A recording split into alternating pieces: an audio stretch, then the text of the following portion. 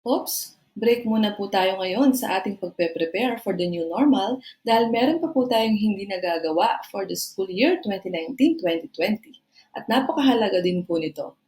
And this is none other than preparing your RPMS IPCRF portfolio.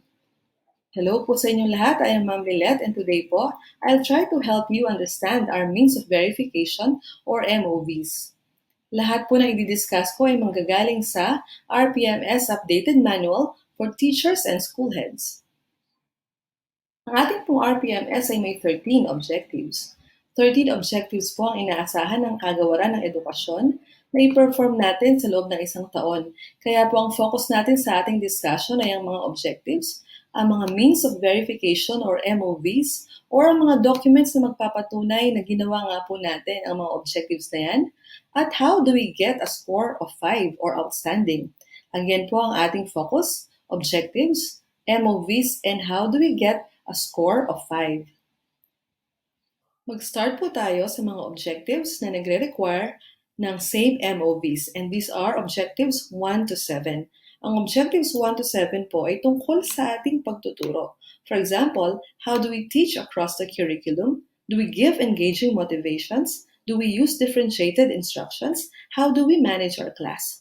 So kung tungkol po sa pagtuturo natin, ang objectives 1 to 7 ay malamang nakita na po sa atin yan ng ating mga observers nung tayo ay na-observe. Kaya naman, all we need to provide is one main MOV per quarter, which is a COT or rating sheet na ginamit sa atin nung tayo ay na-observe, and one supporting MOV per quarter, for example, a lesson plan. So, all we need to do to get an outstanding grade of 5 is to submit 4 COT and 4 lesson plans. That's for objective 1, 2, 3, 4, and 7. Pagdating naman po kay objective 5, mapapansin po natin na we do not need to submit any supporting MOV. According sa ating RPMS tool, all we need to provide is COT ratings. We need to provide 4 COT ratings, but we do not need to attach any lesson plans. Moving on to objective 6, which is about using differentiated instructions to address learners' needs, all we need to do is to submit 2 main MOVs with 1 supporting MOV for each. Therefore, ang kailangan lang natin sa objective 6 ay 2 COTs and 2 lesson plans. Kay objective 9 naman, which is about using ICT to address learning goals, all we need to do is to submit 1 main MOV plus 1 supporting MOV. So, sa objective 9, all we need to do is to submit 1 COT and 1 lesson plan. No more, no less. Let's now go to objective 10, which is about designing, selecting, organizing, and using appropriate assessment strategies. All we have to do here is to submit 1 main MOV with 4 varied assessment strategies.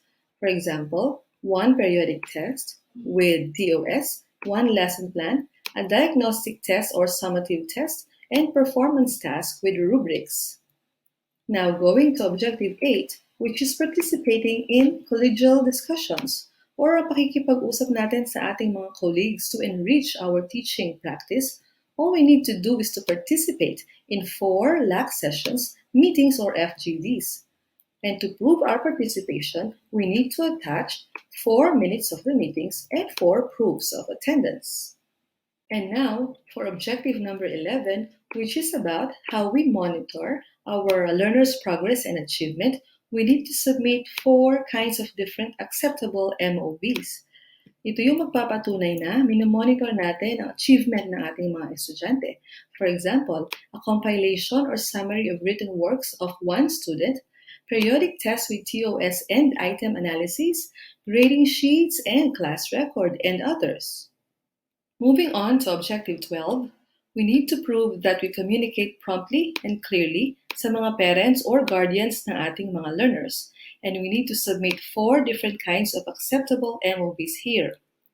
Examples of acceptable MOVs are minutes of PTA meetings in all quarters, communication with parents with different modalities like text messages, group conversations, or home visitations, and anecdotal records of a learner na may pirma ng mga magulang, or pwede rin dito yung report cards with parent signature.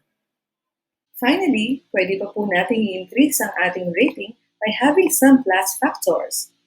Pwede po dyan ang committee involvement, pagiging advisor ng isang co-curricular activities, pagiging author ng isang book or journal, pagiging coordinator or chairman, pag-coach or mentor ng mga learners sa competitions, mentoring of pre-service or in-service teachers, and others.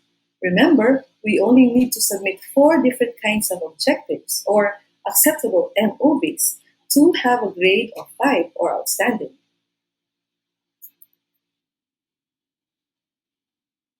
Here is a quick look of our RPNS MOV checklist. Kapag green, ibig sabihin po niyan main MOVs or non-negotiable. And kapag pink, negotiable MOVs or supporting documents na pwede po nating palitan. Good luck po sa paggawa ninyo ng RPNS portfolio. Salamat!